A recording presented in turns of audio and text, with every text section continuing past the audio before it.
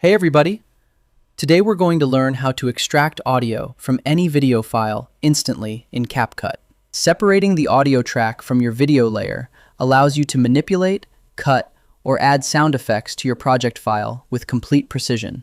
First, launch CapCut and open your active project layout. Drag and drop your video clip directly down onto your horizontal timeline track layout. Right-click explicitly on the target video track layer to open the primary context options menu. Move your cursor down the options list and click directly on Extract Audio.